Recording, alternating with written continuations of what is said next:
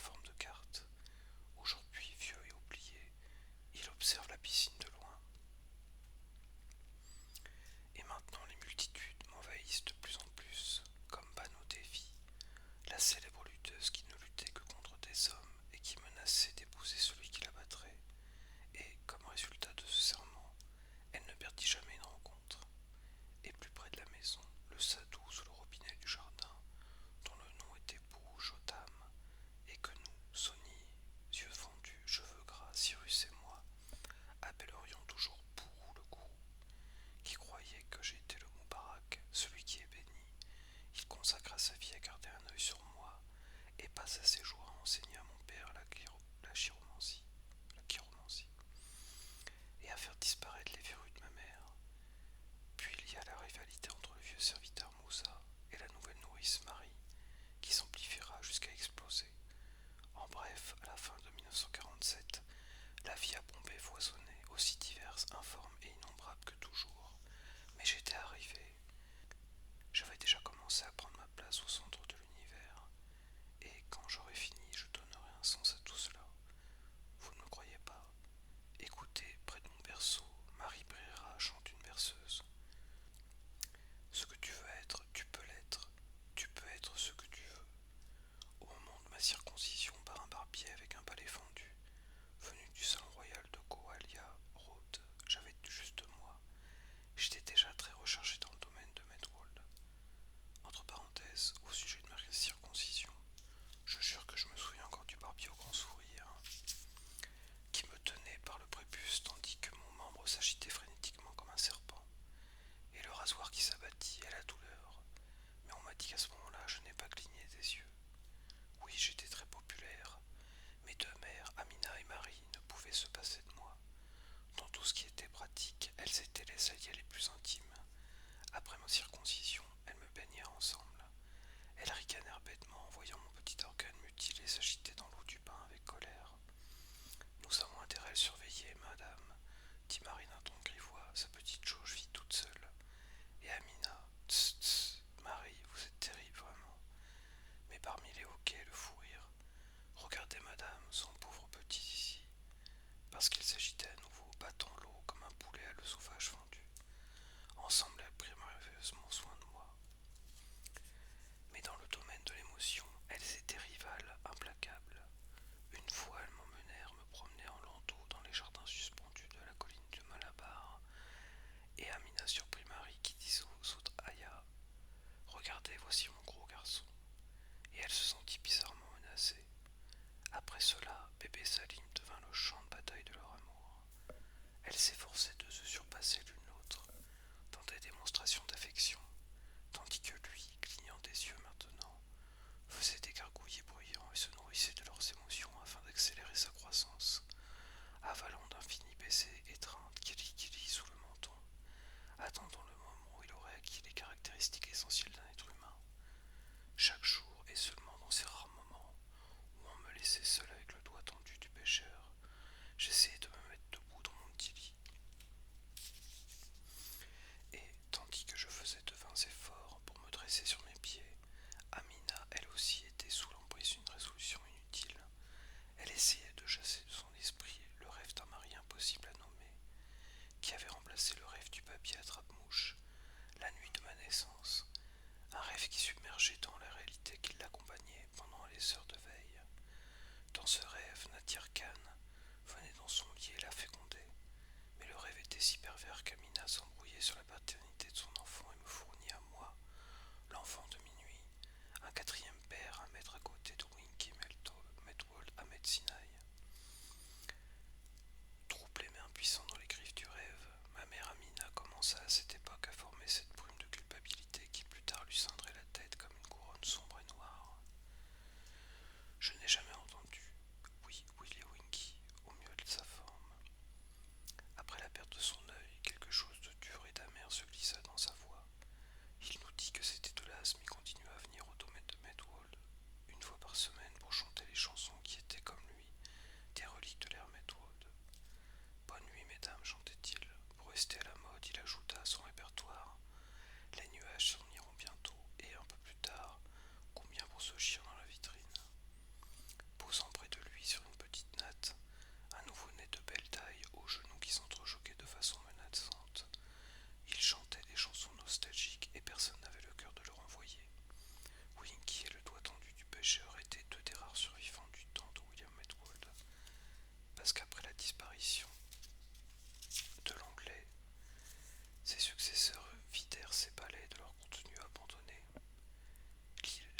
Lila Sabarmati conserva son piano là.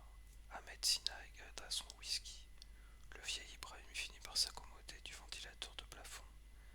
Mais les poissons rouges moururent, certains de faim, les autres d'être trop nourris. Ils finirent par exploser en petits